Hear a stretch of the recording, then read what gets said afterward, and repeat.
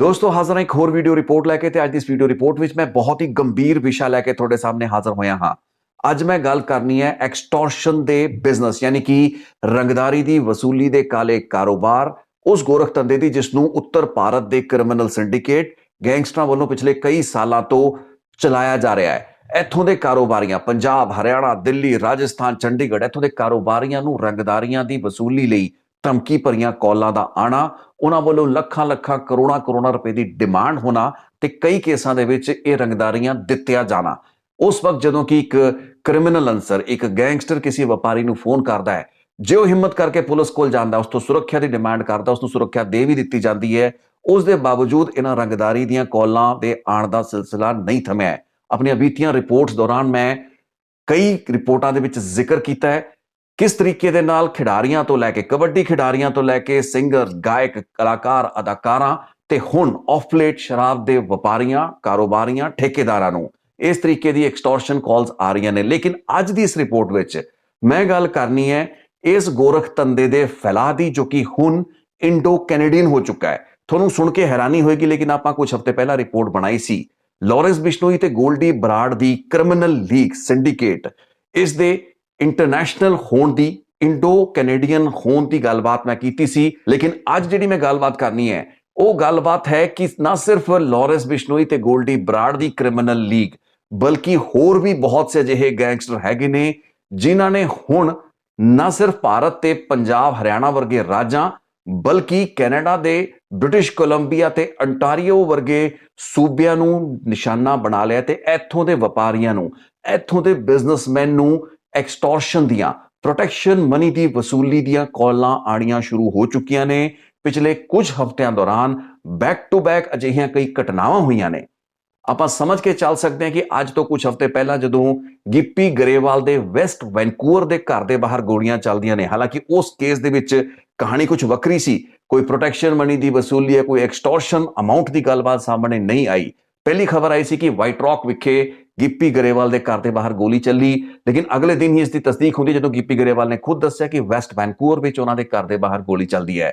लेकिन अज मैं थोड़ी जानकारी लिए दसना चाहना कि उस घटना तो बाद अजिहियां कई घटनावां हो चुकियां ने जिन्हां घटनावां दे विच न सिर्फ लोकां दे घरां दे बाहर गोलियां चलियां ने, इनफैक्ट वाइट रॉक जिथे की गोली नहीं सी चली उसे वाइट रॉक दे विच एक पंजाबी कारोबारी जो कि कैनेडा दे विच पिछले कई सालों तो रह रहा है उसनूं एक्सटॉर्शन लई उस तो रंगदारी दी वसूली लई प्रोटेक्शन मनी दी वसूली लई कॉल कीतियां गईयां, उस तो डिमांड कीतियां गईयां।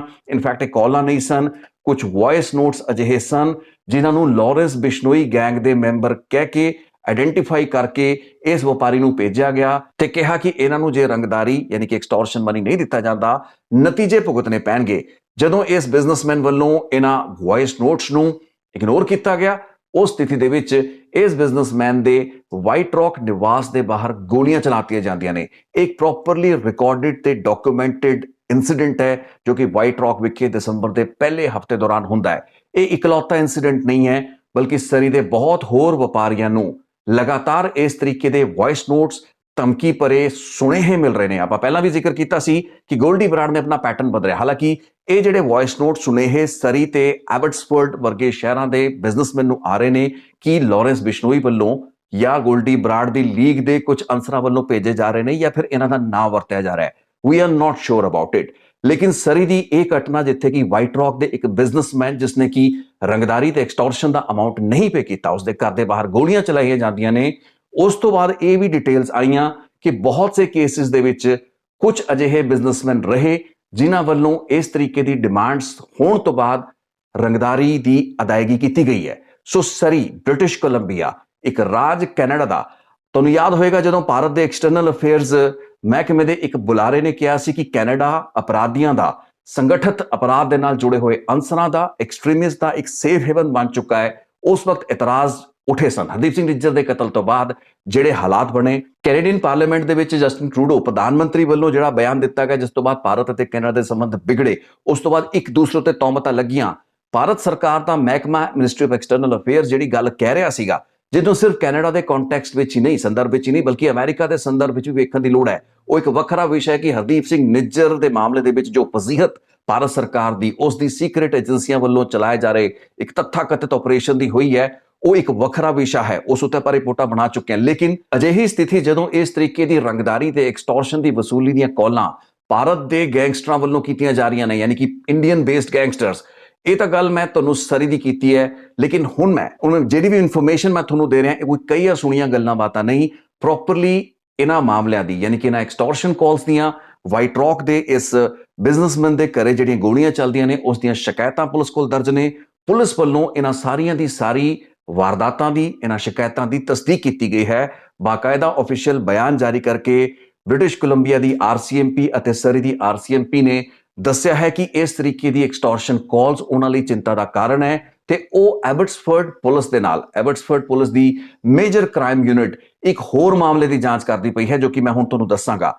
ਯਾਨੀ ਕਿ ਇਹ ਸਾਰੇ ਦੇ ਸਾਰੇ ਲੋਅਰ ਮੇਨਲੈਂਡ, ਬ੍ਰਿਟਿਸ਼ ਕੋਲੰਬੀਆ ਇੱਕ ਪ੍ਰੋਵਿੰਸ ਹੈ ਜਿਸ ਤੇ ਸਾਊਥ ਆਫ ਫਰੇਜ਼ਰ ਕਈ ਵੱਡੇ ਸ਼ਹਿਰ ਪੈਂਦੇ ਨੇ, ਜਿਨ੍ਹਾਂ ਦਾ ਸਭ ਤੋਂ ਅਹਿਮ ਸ਼ਹਿਰ ਹੈ ਸਰੀ, ਜਿੱਥੇ ਜ਼ਿਆਦਾ ਵਸੋਂ ਹੈ ਪੰਜਾਬੀ ਮੂਲ ਦੇ ਲੋਕਾਂ ਦੀ, ਸਾਊਥ ਏਸ਼ੀਅਨ ਲੋਕਾਂ ਦੀ। ਇਸ ਤੋਂ ਇਲਾਵਾ ਇੱਥੋਂ ਤਕਰੀਬਨ 15 ਤੋਂ 20 ਮੀਲ ਦੀ ਦੂਰੀ ਉੱਤੇ ਹੈ ਐਬਟਸਫੋਰਡ, ਇੱਕ ਹੋਰ ਸ਼ਹਿਰ ਜਿੱਥੇ ਕਾਫੀ ਪੰਜਾਬੀ ਵਸੋਂ ਹੈ। ਹੁਣ ਐਬਟਸਫੋਰਡ ਦੇ ਵਿੱਚ ਵੀ ਬਹੁਤ ਸੇ ਅਜਿਹੇ ਬਿਜ਼ਨੈਸਿਸ ਜਿਸ ਵਿੱਚ ਪੰਜਾਬੀ ਤੇ ਗੈਰ ਪੰਜਾਬੀ ਬਿਜ਼ਨੈਸਿਸ ਸ਼ਾਮਲ ਹੈਗੇ ਨੇ, ਉਹਨਾਂ ਨੂੰ ਵੀ ਕੁਝ ਅਜਿਹੀਆਂ ਧਮਕੀ ਭਰੀਆਂ ਕਾਲਾਂ ਨਹੀਂ ਆਉਂਦੀਆਂ, ਬਲਕਿ ਉਹਨਾਂ ਨੂੰ ਸੁਨੇਹੇ ਲਾਏ ਜਾਂਦੇ ਨੇ। ਤੇ ਤੁਸੀਂ ਹੈਰਾਨ ਹੋਵੋਗੇ ਕਿ ਸੁਨੇਹੇ ਲਾਉਣ ਦਾ ਤਰੀਕਾ ਕੀ ਹੈ। ਹੁਣ ਮੈਂ ਸਕਰੀਨ ਤੇ ਤੁਹਾਨੂੰ ਦਿਖਾਵਾਂਗਾ ਇੱਕ ਅਜਿਹਾ ਧਮਕੀ ਭਰਿਆ ਪੱਤਰ ਜਿਸ ਨੂੰ ਕਿ ਅੰਗਰੇਜ਼ੀ ਦੇ ਵਿੱਚ ਟਾਈਪ ਕੀਤਾ ਗਿਆ ਹੈ, ਤਾਂ ਕਿ ਸਥਾਨਕ ਜਿਹੜੇ ਬਿਜ਼ਨੈਸਿਸ ਹੈਗੇ ਨੇ, ਹੁਣ ਪੰਜਾਬੀ ਭਾਰਤੀ ਮੂਲ ਦੇ ਲੋਕ ਪੰਜਾਬੀ ਜਾਂ ਹਿੰਦੀ ਦੇ ਵਿੱਚ ਵੀ ਕਿਸੇ ਧਮਕੀ ਭਰੇ ਪੱਤਰ ਨੂੰ ਸਮਝ ਸਕਦੇ ਸੀ, ਲੇਕਿਨ ਅੰਗਰੇਜ਼ੀ ਭਾਸ਼ਾ ਦੇ ਵਿੱਚ ਟਾਈਪ ਕਰਕੇ ਇਹ ਵਾਰਨਿੰਗ ਲੈਟਰ, ਜਿਸ ਦੇ ਉੱਤੇ ਜੈ ਸ਼੍ਰੀ ਰਾਮ ਕਈ ਵਾਰ ਲਿਖਿਆ ਹੋਇਆ ਹੈ, ਸੋ ਜੈ ਸ਼੍ਰੀ ਰਾਮ ਦੇ ਲੇਬਲ ਤੇ ਸਲੋਗਨਸ ਦੇ ਹੇਠ ਇਹ ਧਮਕੀ ਭਰੇ ਪੱਤਰ ਦਿੱਤੇ ਜਾ ਰਹੇ ਨੇ। ਐਬਟਸਫੋਰਡ ਪੁਲਿਸ ਦਾ ਮੇਜਰ ਕ੍ਰਾਈਮ ਯੂਨਿਟ ਜੋ ਕਿ ਇਸ ਮਾਮਲੇ ਦੀ ਹੁਣ ਪੜਤਾਲ ਕਰਦਾ ਪਿਆ, ਉਸ ਵੱਲੋਂ ਤਸਦੀਕ ਕੀਤੀ ਗਈ ਹੈ ਕਿ ਜਿਹੜੇ ਧਮਕੀ ਭਰੇ ਪੱਤਰ ਰੰਗਦਾਰੀ ਦੀ ਵਸੂਲੀ ਲਈ ਕੁਝ ਬਿਜ਼ਨੈਸਿਸ ਨੂੰ ਭੇਜੇ ਗਏ ਨੇ, ਜਿਨ੍ਹਾਂ ਨੂੰ ਐਵੀਡੈਂਸ ਦੀ ਸ਼ਕਲ ਦੇ ਵਿੱਚ, ਇੱਕ ਸਬੂਤ ਦੀ ਸ਼ਕਲ ਦੇ ਵਿੱਚ ਆਪਣੀ ਪੜਤਾਲ ਦੇ ਵਿੱਚ ਉਹ ਵਰਤਦੇ ਪਏ ਨੇ।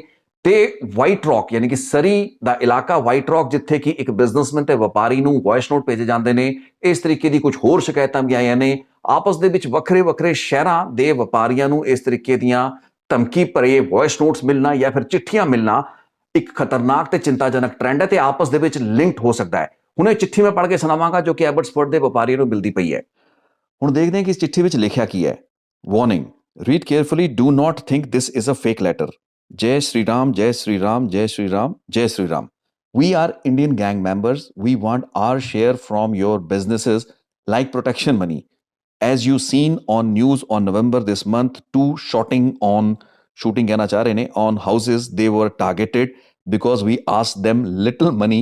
They denied and got in trouble. We want very peacefully from you this amount. If you want to do a business here in Abbotsford, you have no other way. And please make sure do not contact to police.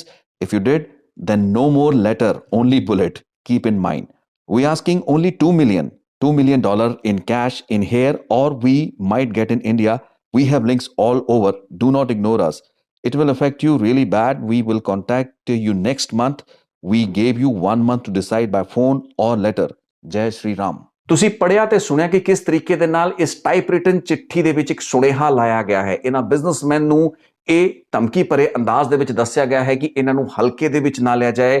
ਪੈਸੇ ਦੀ ਯਾਨੀ ਕਿ ਰੰਗਦਾਰੀ ਦਾ amount, ਜੋ ਵੀ extortion money ਜਿਸ ਦੀ payment ਕੀਤੀ ਜਾਣੀ ਹੈ, ਉਸ ਨੂੰ ਕੈਨੇਡਾ ਦੇ ਵਿੱਚ ਵੀ ਵਸੂਲ ਕੀਤਾ ਜਾ ਸਕਦਾ ਹੈ, ਭਾਰਤ ਦੇ ਵਿੱਚ ਵੀ ਵਸੂਲ ਕੀਤਾ ਜਾ ਸਕਦਾ ਹੈ। ਸੋ ਇਹਨਾਂ ਕੋਲ ਹਰ ਫੈਸਿਲਿਟੀ ਅਵੇਲੇਬਲ ਹੈ। ਇਸ ਚਿੱਠੀ ਨੂੰ ਹਲਕੇ ਦੇ ਵਿੱਚ ਨਾ ਲਿਆ ਜਾਵੇ। ਆਪਣੇ ਆਪ ਨੂੰ ਇੰਡੀਅਨ ਗੈਂਗ ਮੈਂਬਰਸ ਆਇਡੈਂਟੀਫਾਈ ਕੀਤਾ ਗਿਆ ਹੈ ਤੇ ਚਿੱਠੀ ਦੇ ਵਿੱਚ ਤਕਰੀਬਨ 4 ਵਾਰ ਜੈ ਸ਼੍ਰੀ ਰਾਮ ਲਿਖਿਆ ਗਿਆ ਹੈ। ਯਾਨੀ ਕਿ ਰੰਗਦਾਰੀ ਦੀ ਵਸੂਲੀ ਵੀ ਇਹ ਘਟੀਆ ਲੈਵਲ ਦੇ ਜਿਹੜੇ ਗੈਂਗਸਟਰ ਹੈਗੇ ਨੇ, ਉਹ ਹੁਣ ਜੈ ਸ਼੍ਰੀ ਰਾਮ ਦਾ ਨਾਰਾ ਲਾ ਕੇ ਵਸੂਲ ਰਹੇ ਨੇ। ਮੈਂ ਦੱਸਦਾ ਕਿ ਸਰੀ ਦੇ ਵਪਾਰੀਆਂ ਨੂੰ, ਕੁਝ ਬਿਜ਼ਨਸਮੈਨ ਨੂੰ ਜਿਹੜੇ ਵੌਇਸ ਨੋਟਸ ਆਏ ਨੇ, ਉਸ ਦੇ ਵਿੱਚ ਹਿੰਦੀ ਤੇ ਹਰਿਆਣਵੀ ਡਾਇਲੈਕਟ ਜਾਂ ਹਰਿਆਣਵੀ ਐਕਸੈਂਟ ਦੇ ਵਿੱਚ ਉਹ ਵੌਇਸ ਨੋਟਸ ਹੈਗੇ ਨੇ। ਇੰਜ ਲੱਗਦਾ ਹੈ ਕਿ ਹਰਿਆਣਾ ਬੇਸਡ ਕੁਝ ਅਜਿਹੇ ਨੌਜਵਾਨ ਹੈਗੇ ਨੇ ਜੋ ਕਿ ਇਹਨਾਂ ਗੈਂਗਸ ਦੇ ਨਾਲ ਜੁੜੇ ਹੋ ਸਕਦੇ ਨੇ। ਇਟ ਇਜ਼ ਕੁਆਇਟ ਪੋਸੀਬਲ ਕਿ ਲਾਰੈਂਸ ਬਿਸ਼ਨੋਈ ਤੇ ਗੋਲਡੀ ਬਰਾੜ ਦੇ ਨਾਲ ਜੁੜੇ ਹੋਣ, ਜਾਂ ਇਹ ਵੀ ਸੰਭਵ ਹੈ ਕਿ ਉਹਨਾਂ ਦਾ ਨਾਂ ਵਰਤ ਕੇ ਇਹ ਧਮਕੀ ਭਰੇ ਵੌਇਸ ਨੋਟਸ ਭੇਜੇ ਜਾ ਰਹੇ ਨੇ ਜਾਂ ਇਸ ਤਰੀਕੇ ਦੀਆਂ ਚਿੱਠੀਆਂ ਪਾਈਆਂ ਜਾ ਰਹੀਆਂ ਨੇ। ਲੇਕਿਨ ਜਿਹੜੀ ਸੀਰੀਅਸ ਗੱਲਬਾਤ ਹੈ, ਇਹ ਚਿੱਠੀ ਪੜ੍ਹ ਕੇ ਵੈਸੇ ਤਾਂ ਹਾਸੋਹੀਣੀ ਮੈਨੂੰ ਲੱਗੀ ਚਿੱਠੀ ਆਪਣੇ ਆਪ ਦੇ ਵਿੱਚ। ਅੰਗਰੇਜ਼ੀ ਦੇ ਵਿੱਚ ਐਕਸਟੋਰਸ਼ਨ ਦੀ ਜਿਹੜੀ ਡਿਮਾਂਡ ਹੈ, ਕਈ ਵਾਰ ਬਹੁਤ ਹੀ ਮਜ਼ਾਕੀਆ ਤੇ ਮਖੌਲ ਦੀ ਗੱਲ ਲੱਗਦੀ ਹੈ, लेकिन ये गलबात एडी सुखाली नहीं है, गलबात एडी हल्के तरीके दे नाल लए जाण वाली नहीं है, क्योंकि इन्हां वॉइस नोट्स ते इन्हां चिट्ठियां दे अगे ते पिछे कुछ अपराधिक वारदातां भी होईयां हैगियां ने, जिवें कि वाइट रॉक दे इस बिजनेसमैन ते व्यापारी दे घर दे बाहर चलियां गोलियां। सो पुलिस किते भी इस नूं हल्के दे विच नहीं लै रही है। ब्रिटिश कोलंबिया, सरी RCMP ਅਤੇ ਐਬਟਸਫੋਰਡ ਪੁਲਿਸ ਦਾ ਮੇਜਰ ਕ੍ਰਾਈਮ ਯੂਨਿਟ ਇਹਨਾਂ ਸਾਰੀ ਐਕਸਟੋਰਸ਼ਨ ਦੀਆਂ ਡਿਮਾਂਡਸ ਤੇ ਕਾਲਸ, ਖਾਸ ਕਰਕੇ ਇੱਕ ਹੋਰ ਜਿਹੜਾ ਵੱਡਾ ਵਿਸ਼ਾ ਜਿਹਦਾ ਮੈਂ ਜ਼ਿਕਰ ਕੀਤਾ ਵੀ ਹੈ ਕਿ ਕਈ ਵਪਾਰੀਆਂ ਤੇ ਕਈ ਲੋਕਾਂ ਵੱਲੋਂ ਇਹ ਪੋਸੀਬਲ ਨਹੀਂ ਹੈ, ਇਨਫੈਕਟ ਅਜਿਹੇ ਕੇਸਿਸ ਨੇ ਕੁਝ ਲੋਕਾਂ ਨੇ ਇਹ ਰੰਗਦਾਰੀਆਂ ਦੇ ਵੀ ਦਿੱਤੀਆਂ ਨੇ ਡਰ ਕੇ, ਜਿਵੇਂ ਕਿ ਭਾਰਤ ਦੇ ਵਿੱਚ ਵੀ ਹੁੰਦਾ, ਬਹੁਤ ਸੇ ਕੇਸਿਸ ਦੇ ਵਿੱਚ ਇਸ ਤਰੀਕੇ ਦੀਆਂ ਰੰਗਦਾਰੀਆਂ ਦੀ ਕਾਲਾਂ ਤੋਂ ਡਰ ਕੇ ਵਪਾਰੀ ਕੁਛ ਨਾ ਕੁਛ ਅਮਾਉਂਟ ਇਹਨਾਂ ਕ੍ਰਿਮੀਨਲਸ ਨੂੰ ਦੇ ਦਿੰਦੇ ਨੇ। ਸੋ ਉਹ ਜਿਹੜਾ ਡਰ ਹੈ, ਉਹ ਜਿਹੜਾ ਥ੍ਰੈਟ ਹੈ, ਉਹ ਵੀ ਅਸਰ ਕਰਦਾ ਹੈ। ਸੋ ਪੁਲਿਸ ਨੇ ਬਾਕਾਇਦਾ ਇਸ ਤਰੀਕੇ ਦੀ ਅਪੀਲ ਜਾਰੀ ਕੀਤੀ ਹੈ ਕਿ ਜੇ ਕਿਸੇ ਵੀ ਵਿਅਕਤੀ ਨੂੰ ਲੋਅਰ ਮੇਨਲੈਂਡ ਦੇ ਇਲਾਕੇ ਦੇ ਵਿੱਚ, ਚਾਹੇ ਉਹ ਸਰੀ ਹੋਏ, ਐਬਟਸਫੋਰਡ ਹੋਏ, ਵੈਨਕੂਵਰ ਹੋਏ, ਕਿਸੇ ਵੀ ਵਿਅਕਤੀ ਨੂੰ ਜੇ ਅਜਿਹੀ ਐਕਸਟੋਰਸ਼ਨ ਦੀ ਵਸੂਲੀ ਲਈ ਕੋਈ ਧਮਕੀ ਭਰਿਆ ਪੱਤਰ ਆਉਂਦਾ ਹੈ, ਕੋਈ ਵੌਇਸ ਨੋਟ ਆਉਂਦਾ ਹੈ, ਕੋਈ ਹੋਰ ਸੁਨੇਹਾ ਲੱਗਦਾ ਹੈ, ਤਾਂ ਉਸ ਚੀਜ਼ ਦੀ ਸ਼ਿਕਾਇਤ ਪੁਲਿਸ ਨੂੰ ਜ਼ਰੂਰ ਕੀਤੀ ਜਾਏ, ਕਿਉਂਕਿ ਇਸ ਤੋਂ ਪਹਿਲਾਂ ਹੋ ਹੀ ਰਿਹਾ ਸੀ ਕਿ ਮੀਡੀਆ ਦੇ ਵਿੱਚ ਇੱਥੇ ਰਿਪੋਰਟਾਂ ਨਸ਼ਰ ਹੋਈਆਂ। ਇਹ ਸਾਰੀ ਦੀ ਸਾਰੀ ਗੱਲਾਂ ਬਾਤਾਂ ਜੋ ਮੈਂ ਤੁਹਾਡੇ ਨਾਲ ਕਰਦਾ ਪਿਆ ਹੈ ਪਿਛਲੇ 1 ਡੇਢ 2 ਹਫ਼ਤੇ ਦਾ ਹੀ ਰੁਝਾਨ ਹੈ। ਸੋ ਗਿੱਪੀ ਗਰੇਵਾਲ ਦੇ ਘਰ ਦੇ ਬਾਹਰ ਗੋਲੀ ਚੱਲਣਾ, ਹੁਣ ਇੱਥੇ ਆਪਾਂ ਥੋੜਾ ਜਿਹਾ ਜੇ ਆਪਾਂ ਕੜੀਆਂ ਨੂੰ ਜੋੜੀਏ, ਯਾਨੀ ਕਿ ਡਾਟਸ ਨੂੰ ਕਨੈਕਟ ਕਰਨ ਦੀ ਤੇ ਇੱਕ ਸੀਕੁਐਂਸ ਨੂੰ ਸਮਝਣ ਦੀ ਕੋਸ਼ਿਸ਼ ਕਰੀਏ। ਅੱਜ ਤੋਂ ਕੁਝ ਮਹੀਨੇ ਪਹਿਲਾਂ ਵਿਨੀਪੈਗ ਦੇ ਵਿੱਚ ਜਦੋਂ ਸੁੱਖਾ ਦੁਨੇਕੇ ਨੂੰ ਮਾਰਿਆ ਜਾਂਦਾ ਤੇ ਲਾਰੈਂਸ ਬਿਸ਼ਨੋਈ ਭਾਰਤ ਦੀ ਜੇਲ੍ਹ ਦੇ ਵਿੱਚੋਂ ਬੈਠ ਕੇ ਉਹ ਜ਼ਿੰਮੇਵਾਰੀ ਕਬੂਲਦਾ ਹੈ। ਉਸ ਤੋਂ ਬਾਅਦ ਅਗਲੀ ਘਟਨਾ ਸੀ ਗਿੱਪੀ ਗਰੇਵਾਲ ਦੇ ਘਰ ਦੇ ਬਾਹਰ ਗੋਲੀ ਚੱਲਣਾ। ਹੁਣ ਕੁਝ ਲੋਕਾਂ ਵੱਲੋਂ ਇਹਨਾਂ ਸਾਰੀਆਂ ਘਟਨਾਵਾਂ ਨੂੰ ਬੜੇ ਹਲਕੇ ਅੰਦਾਜ਼ ਦੇ ਵਿੱਚ ਲਿਆ ਗਿਆ, ਲੇਕਿਨ ਇਹ ਘਟਨਾਵਾਂ ਹਲਕੇ ਅੰਦਾਜ਼ ਦੇ ਵਿੱਚ ਨਹੀਂ ਲਈਆਂ ਜਾ ਸਕਦੀਆਂ, ਨਾ ਤਾਂ ਸੁੱਖੇ ਦੁਨੇਕੇ ਦੇ ਕਤਲ ਨੂੰ। ਤੇ ਇਹੀ ਇਸ਼ੂ ਸੀਗਾ, ਕਿਉਂਕਿ ਪਹਿਲਾਂ ਜਿਹੜੇ ਵੀ ਗੈਂਗ ਇੱਥੇ ਕੰਮ ਕਰਦੇ ਰਹੇ ਨੇ, ਦੇਖੋ ਕੈਨੇਡਾ, ਬ੍ਰਿਟਿਸ਼ ਕੋਲੰਬੀਆ ਆਪਣੇ ਆਪ ਦੇ ਵਿੱਚ ਇੱਕ ਅਜਿਹਾ ਹਿੰਟਰਲੈਂਡ ਰਿਹਾ, ਇਸ ਨੂੰ ਕਹਿ ਸਕਦੇ ਹਾਂ ਕਿ ਗੜ ਰਿਹਾ, ਜਿੱਥੇ ਕਿ ਕ੍ਰਿਮੀਨਲਸ ਦੀ ਤੇ ਗੈਂਗ ਐਕਟੀਵਿਟੀ ਬਹੁਤ ਰਹੀ ਹੈ। ਲੇਕਿਨ ਉਹ ਗੈਂਗ ਐਕਟੀਵਿਟੀ ਇੱਥੋਂ ਦੇ ਸਥਾਨਕ ਗੈਂਗਸਟਰਾਂ ਦੀ ਰਹੀ ਹੈ। ਇੱਥੋਂ ਦੇ ਜਿਹੜੇ ਗੈਂਗਸ ਨੇ, ਇਹਨਾਂ ਵਿੱਚ ਰੈੱਡ ਸਕੋਰਪੀਅਨਸ ਆ ਜਾਂਦਾ ਹੈ, ਬ੍ਰਦਰਸ ਕੀਪਰਸ ਆ ਜਾਂਦੇ ਨੇ, ਯੂਨਾਈਟਿਡ ਨੇਸ਼ਨਸ ਆ ਜਾਂਦੇ ਨੇ, ਹੈਲਜ਼ ਐਂਜਲ ਦੇ ਕੁਝ ਚੈਪਟਰ ਜੋ ਕਿ ਇੱਕ ਲੁਕਵੇਂ ਤਰੀਕੇ ਦੇ ਨਾਲ ਗੈਂਗ ਐਕਟੀਵਿਟੀਜ਼, ਜਿਸ ਦੇ ਵਿੱਚ ਜ਼ਿਆਦਾਤਰ ਤਾਂ ਬੇਸਿਕਲੀ ਡਰੱਗ ਟ੍ਰੇਡ ਦੇ ਉੱਤੇ ਕੰਟਰੋਲ ਦੀ ਲੜਾਈ ਹੈ। ਸੋ ਆਪਸ ਦੇ ਵਿੱਚ ਬਲਡੀ ਜਿਹੜੀ ਗੈਂਗ ਕਨਫਲਿਕਟਸ ਹੈਗੀਆਂ ਨੇ, ਜਿਸ ਨੂੰ ਕਿ BC lower mainland gang conflict ਕਿਹਾ ਜਾਂਦਾ ਹੈ, ਐਬਟਸਫੋਰਡ ਤੋਂ ਉਸ ਦੀ ਸ਼ੁਰੂਆਤ ਹੁੰਦੀ ਹੈ। ਮੈਂ ਕਈ ਵੀਡੀਓ ਰਿਪੋਰਟਸ ਉਸ ਵਿੱਚ ਬਣਾਈਆਂ ਨੇ। ਇਹ ਸਾਰੇ ਦੇ ਸਾਰੇ ਗੈਂਗ ਤੇ ਗੈਂਗਸਟਰਸ ਆਪਸ ਦੇ ਵਿੱਚ ਇੱਕ ਦੂਸਰੇ ਦੇ ਖੂਨ ਦੇ ਪਿਆਸੇ ਨੇ, ਲੇਕਿਨ ਇਹਨਾਂ ਦੀ ਆਪਸੀ ਲੜਾਈ ਡਰੱਗ ਟ੍ਰੇਡ ਦੇ ਉੱਤੇ ਕੰਟਰੋਲ ਦੀ ਹੈ। ਕੈਨੇਡਾ ਹੋਵੇ, ਬ੍ਰਿਟਿਸ਼ ਕੋਲੰਬੀਆ ਹੋਵੇ, ਲੋਅਰ ਮੇਨਲੈਂਡ ਦਾ ਇਲਾਕਾ ਹੋਵੇ, ਇੱਥੋਂ ਦੇ ਜਿਹੜੇ ਗੈਂਗ ਤੇ ਗੈਂਗਸਟਰ ਨੇ ਇੱਕ ਦੂਸਰੇ ਦੇ ਖੂਨ ਦੇ ਪਿਆਸੇ ਨੇ, ਲੇਕਿਨ ਇਹਨਾਂ ਦੀ ਲੜਾਈਆਂ ਦੇ ਵਿੱਚ ਇੱਕ ਆਮ ਵਿਅਕਤੀ, ਕਿਸੇ ਵਪਾਰੀ ਨੂੰ ਡਰ, ਸਹਿਮ, ਉਸ ਨੂੰ ਕੋਈ ਖਤਰਾ ਨਹੀਂ ਹੈ। ਆਪਸ ਦੇ ਵਿੱਚ ਇਹਨਾਂ ਦੀ ਜਿਹੜੀਆਂ ਲੜਾਈਆਂ ਹੁੰਦੀਆਂ ਨੇ, ਖੂਨੀ ਲੜਾਈਆਂ ਹੁੰਦੀਆਂ ਨੇ, ਕਤਲੋ-ਗਾਰਤ ਹੁੰਦੀ ਹੈ, ਇੱਕ ਦੂਸਰੇ ਗੈਂਗ ਮੈਂਬਰਾਂ ਨੂੰ ਨਿਸ਼ਾਨਾ ਬਣਾਉਂਦੇ ਨੇ, ਲੇਕਿਨ ਆਮ ਲੋਕਾਂ ਨੂੰ ਕੁਝ ਨਹੀਂ ਕਹਿੰਦੇ। ਲੇਕਿਨ ਹੁਣ ਜਿਹੜਾ ਇਹ ਰੁਝਾਨ ਪਿਛਲੇ 1 ਡੇਢ 2 ਹਫ਼ਤੇ ਦੌਰਾਨ ਉੱਭਰਿਆ ਹੈ, ਹੋ ਸਕਦਾ ਇਸ ਤੋਂ ਪਹਿਲਾਂ ਵੀ ਕੁਝ ਇਸ ਤਰੀਕੇ ਦੀ ਕਾਲਾਂ ਆਈਆਂ ਹੋਣ। ਇੱਥੋਂ ਦੇ ਜਿਹੜੇ ਸਥਾਨਕ ਵਸਨੀਕ ਨੇ, ਉਹਨਾਂ ਦੇ ਨਾਲ ਜਿੰਨੀ ਵੀ ਗੱਲਬਾਤ ਮੇਰੀ ਹੋਈ ਹੈ, ਮੈਂ ਸਮਝਣ ਦੀ ਕੋਸ਼ਿਸ਼ ਕੀਤੀ ਹੈ ਕਿ ਕੀ ਰੰਗਦਾਰੀ ਦੀ, ਐਕਸਟੋਰਸ਼ਨ ਦੀ ਪਹਿਲਾਂ ਵੀ ਵਸੂਲੀ ਹੁੰਦੀ ਸੀ। ਇੱਥੋਂ ਦੇ ਸ਼ਾਇਦ ਇੱਕ ਸਾਂਸਦ ਨੇ ਇੱਕ ਬਿਆਨ ਦਿੱਤਾ ਕਿ 1980s ਜਾਂ 90s ਦੌਰਾਨ ਇਹ ਟ੍ਰੈਂਡ ਰਿਹਾ, ਰੁਝਾਨ ਰਿਹਾ, ਲੇਕਿਨ ਪਿਛਲੇ ਤਕਰੀਬਨ 15-20 ਸਾਲਾਂ ਤੋਂ ਇਸ ਤਰੀਕੇ ਦੀ ਰੰਗਦਾਰੀ ਦੀ, ਪ੍ਰੋਟੈਕਸ਼ਨ ਮਨੀ, ਐਕਸਟੋਰਸ਼ਨ ਦੀ ਵਸੂਲੀ ਦਾ ਕੋਈ ਵੀ ਮਤਲਬ ਇਸ ਇਲਾਕੇ ਦੇ ਵਿੱਚ ਨਹੀਂ ਰਿਹਾ। ਭਾਰਤੀ ਮੂਲ ਦੇ, ਪੰਜਾਬੀ, ਹਰਿਆਣਵੀ ਮੂਲ ਦੇ ਉਹ ਅਪਰਾਧਿਕ ਅੰਸਰ, ਕ੍ਰਿਮੀਨਲ ਜੋ ਕਿ ਫਰਜ਼ੀ ਦਸਤਾਵੇਜ਼ਾਂ ਉੱਤੇ ਡੋਂਕੀਆਂ ਮਾਰ ਕੇ ਮੈਕਸੀਕੋ ਤੋਂ ਅਮਰੀਕਾ ਵੜ ਚੁੱਕੇ ਨੇ, ਨਾਰਥ ਅਮਰੀਕਾ, ਕੈਨੇਡਾ, ਅਮਰੀਕਾ ਦੇ ਸ਼ਹਿਰਾਂ ਦੇ ਵਿੱਚ ਕਿਸੇ ਵੀ ਢੰਗ ਤਰੀਕੇ ਦੇ ਨਾਲ ਪਹੁੰਚ ਚੁੱਕੇ ਨੇ।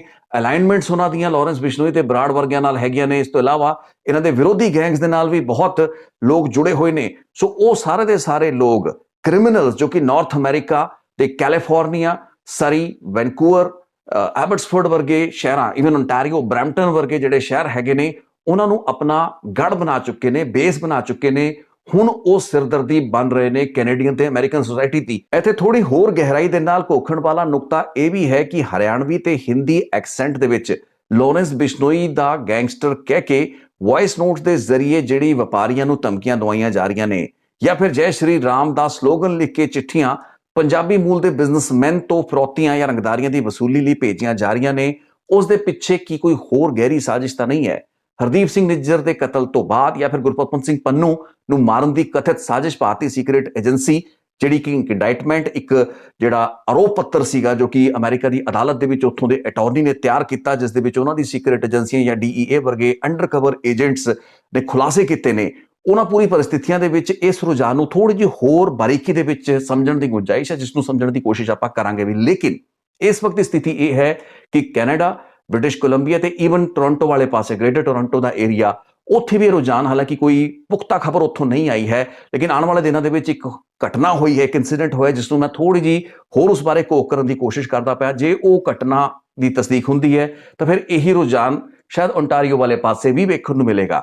ਲੇਕਿਨ ਬ੍ਰਿਟਿਸ਼ ਕੋਲੰਬੀਆ, ਸਰੀ, ਵੈਨਕੂਵਰ, ਐਬਟਸਫੋਰਡ ਦੇ ਜਿਹੜੇ ਵਪਾਰੀ ਹੈਗੇ ਨੇ, ਇੱਥੋਂ ਦੇ ਬਿਜ਼ਨਸਮੈਨ ਹੈਗੇ ਨੇ, ਉਹਨਾਂ ਲਈ ਇਸ ਵਕਤ ਚਿੰਤਾ ਦਾ ਸਭ ਤੋਂ ਵੱਡਾ ਕਾਰਨ ਤੇ ਇਸ ਵਕਤ ਇੱਥੇ ਟਾਕ ਆਫ ਦਾ ਟਾਊਨ ਜਿਸ ਨੂੰ ਕਹਿ ਸਕਦੇ ਹਾਂ ਉਹ ਇਹੀ ਹੈ ਕਿ ਉਹੀ ਰੰਗਦਾਰੀ ਦਾ ਮਾੜਾ ਰੁਝਾਨ, ਉਹੀ ਐਕਸਟੋਰਸ਼ਨ ਦਾ ਮਾੜਾ ਰੁਝਾਨ ਜੋ ਕਿ ਪੰਜਾਬ ਦੇ ਪਿੰਡਾਂ, ਪੰਜਾਬ ਦੇ ਕਸਬਿਆਂ, ਪੰਜਾਬ ਦੇ ਸ਼ਹਿਰਾਂ ਦੇ ਵਪਾਰੀਆਂ ਲਈ ਇੱਕ ਪਨੌਤੀ ਬਣਿਆ ਹੋਇਆ ਸੀ, ਇੱਕ ਬਹੁਤ ਵੱਡਾ ਖਤਰਾ ਬਣਿਆ ਹੋਇਆ ਸੀ, ਉਹ ਹੁਣ ਕੈਨੇਡਾ ਦੇ ਇਹਨਾਂ ਸ਼ਹਿਰਾਂ ਦੇ ਵਿੱਚ ਵੀ ਸ਼ੁਰੂ ਹੋ ਚੁੱਕਾ ਹੈ। ਉਹ ਸਾਰੇ ਦੇ ਸਾਰੇ ਗੈਰ ਸਮਾਜਿਕ ਅੰਸਰ, ਕ੍ਰਿਮੀਨਲ ਐਲੀਮੈਂਟਸ ਜੋ ਕਿ ਇੱਥੋਂ ਬੈਠ ਕੇ ਭਾਰਤ ਦੇ ਵਿੱਚ ਵਾਰਦਾਤਾਂ ਕਰਵਾਉਂਦੇ ਆ ਰਹੇ ਸਨ, ਹੁਣ ਇਹਨਾਂ ਸ਼ਹਿਰਾਂ ਤੇ ਇਹਨਾਂ ਰਾਜਾਂ ਲਈ ਹੀ ਇੱਕ ਖਤਰਾ ਬਣ ਚੁੱਕੇ ਨੇ।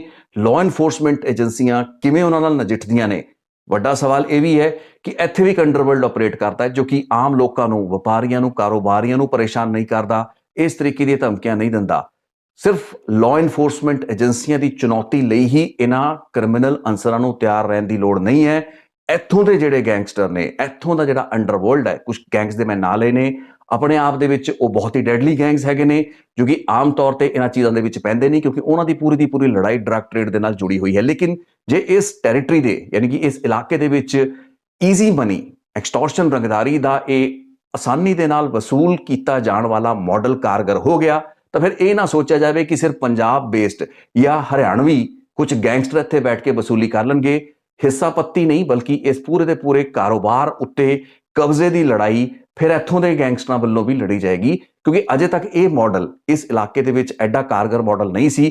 ਕ੍ਰਿਮੀਨਲਸ, ਗੈਂਗਸ ਵੱਲੋਂ ਕਦੇ ਵੀ ਲੋਕਾਂ ਨੂੰ ਜਾਂ ਉਹਨਾਂ ਦੀ ਰੰਗਦਾਰੀਆਂ, ਇੱਕ ਹਾਈ ਲੈਵਲ ਤੇ ਕੋਈ ਰੰਗਦਾਰੀਆਂ, ਪ੍ਰੋਟੈਕਸ਼ਨ ਮਨੀ ਵਸੂਲਿਆ ਜਾਂਦਾ ਹੋਵੇ, ਕੋਈ ਵੱਖਰਾ ਇਸ਼ੂ ਹੋ ਸਕਦਾ ਹੈ, ਲੇਕਿਨ ਆਮ ਲੋਕਾਂ, ਵਪਾਰੀਆਂ ਨੂੰ ਕਿਰਤ ਕਮਾਈ ਕਰਕੇ ਆਪਣੇ ਉਦਮ ਦੇ ਨਾਲ ਆਪਣੇ ਬਿਜ਼ਨਸ ਤੇ ਵਪਾਰ ਖੜਾ ਕਰਨ ਵਾਲੇ ਲੋਕਾਂ ਤੋਂ ਮਿਲੀਅਨ ਡਾਲਰ ਜਾਂ 2-3 ਲੱਖ ਡਾਲਰ ਜੋ ਕਿ ਸਵਾ 1.5 ਕਰੋੜ ਤੱਕ ਚਲਾ ਜਾਂਦਾ ਉਸਦਾ ਅਮਾਉਂਟ, ਉਸ ਤਰੀਕੇ ਦੀ ਜੇ ਵਸੂਲੀ ਦੀਆਂ ਕਾਲਾਂ ਆ ਰਹੀਆਂ ਨੇ ਤੇ ਇਸ ਦੇ ਵਿੱਚ ਇਹ ਨਾ ਸੋਚਿਆ ਜਾਵੇ ਕਿ ਸਿਰਫ ਪੰਜਾਬ ਦੇ ਭਾਰਤੀ ਮੂਲ ਜਾਂ ਕੁਝ ਹਰਿਆਣਵੀ ਮੂਲ ਦੇ ਗੈਂਗਸਟਰ ਤੇ ਕ੍ਰਿਮੀਨਲ ਹੀ ਹਿੱਸੇਦਾਰ ਹੋਣਗੇ। ਇਸ ਉੱਤੇ ਵੱਡਾ ਕਬਜ਼ਾ ਕਰਨ ਦੀ ਕੋਸ਼ਿਸ਼ ਜੇ ਇਹ ਮਾਡਲ ਉਸ ਸਕੀਮ ਆਫ ਥਿੰਗਸ ਦੇ ਵਿੱਚ ਫਿੱਟ ਬੈਠਦਾ ਹੈ ਤਾਂ ਫਿਰ ਇੱਥੋਂ ਦੇ ਸਥਾਨਕ ਗੈਂਗਸ ਦਾ ਹੋਏਗਾ ਜੋ ਕਿ ਅਜੇ ਪਿਕਚਰ ਦੇ ਵਿੱਚ ਨਹੀਂ ਨੇ। ਇਹ ਲਾਰਜਰ ਲੈਵਲ ਦੀ ਲੜਾਈ ਹੋਏਗੀ। ਇਹ ਸੋਚਿਆ ਜਾਵੇ ਕਿ ਸਿਰਫ ਕੈਨੇਡਾ ਦੇ 2-4 ਸ਼ਹਿਰਾਂ ਦੀ ਲਾਅ ਐਨਫੋਰਸਮੈਂਟ ਏਜੰਸੀਆਂ ਤੇ ਇੱਥੋਂ ਦੇ ਵਪਾਰੀਆਂ ਦਾ ਸਾਹਮਣਾ ਹੈ ਇਹਨਾਂ ਗੈਂਗਸਟਰ ਦੇ ਨਾਲ ਜੋ ਕਿ ਇੰਡੀਅਨ ਗੈਂਗ ਮੈਂਬਰਸ ਆਪਣੇ ਆਪ ਨੂੰ ਕਹਿ ਕੇ ਸੰਬੋਧਨ ਕਰ ਰਹੇ ਨੇ। ਮੈਨੂੰ ਲੱਗਦਾ ਹੈ ਇਹ ਬਹੁਤ ਸੀਮਿਤ ਪੱਧਰ ਉੱਤੇ ਇਸ ਸਮੱਸਿਆ, ਇਸ ਰੁਝਾਨ ਨੂੰ ਵੇਖਣ ਦਾ ਨਜ਼ਰੀਆ ਹੋਏਗਾ। ਖੈਰ ਆਉਣ ਵਾਲੇ ਦਿਨਾਂ ਵਿੱਚ ਵੇਖਾਂਗੇ ਕਿ ਇਸ ਬਾਰੇ ਜਿਹੜੀਆਂ ਪੜਤਾਲਾਂ ਮੇਜਰ ਕ੍ਰਾਈਮ ਯੂਨਿਟ ਕਰਦਾ ਪਿਆ ਹੈ, ਸਰੀ ਆਰਸੀਐਮਪੀ ਕਰਦੀ ਪਈ ਹੈ, ਉਹਨਾਂ ਪੜਤਾਲਾਂ ਦੇ ਵਿੱਚ ਕੀ ਕੁਝ ਸਥਾਪਿਤ ਹੋ ਪਾਉਂਦਾ ਹੈ। ਲੇਕਿਨ ਫੈਕਟ ਹੈ ਕਿ ਚਿੱਠੀਆਂ, ਇਹ voice notes, they are not to be taken casually because ਇਹਨਾਂ ਪੂਰੇ ਦੇ ਪੂਰੀ ਗੱਲਾਂ-ਬਾਤਾਂ, ਘਟਨਾਵਾਂ ਦੇ ਨਾਲ ਜੁੜੀਆਂ ਹੋਈਆਂ ਨੇ ਕੁਝ ਵਾਰਦਾਤਾਂ ਜੋ ਕਿ ਹੋ ਚੁੱਕੀਆਂ ਨੇ, ਔਨ ਗਰਾਊਂਡ ਹੋ ਚੁੱਕੀਆਂ ਨੇ। ਸੋ ਆਉਣ ਵਾਲੇ ਦਿਨਾਂ ਦੇ ਵਿੱਚ ਕੋਈ ਹੋਰ ਅਪਡੇਟ ਹੋਏਗੀ ਮੈਂ ਜ਼ਰੂਰ ਲੈ ਕੇ ਹਾਜ਼ਰ ਹੋਵਾਂਗਾ। ਤੁਸੀਂ ਵੀ ਇਸ ਵਿਸ਼ੇ ਦੇ ਉੱਤੇ ਆਪਣੇ ਵਿਚਾਰ ਦੇ ਸਕਦੇ ਹੋ। ਫੀਡਬੈਕ ਸੈਕਸ਼ਨ ਦੇ ਵਿੱਚ, ਕਮੈਂਟ ਸੈਕਸ਼ਨ ਦੇ ਵਿੱਚ ਆਪਣੀ ਗੱਲਬਾਤ ਨੂੰ ਜ਼ਰੂਰ ਬਿਆਨ ਕਰ ਸਕਦੇ ਹੋ। ਇੱਕ ਹੋਰ ਰਿਪੋਰਟ ਲੈ ਕੇ ਫੇਰ ਹੁੰਦੀ ਹੈ ਮੁਲਾਕਾਤ, ਤਦ ਤੱਕ ਦਿਓ ਇਜਾਜ਼ਤ। ਸ਼ੁਕਰੀਆ।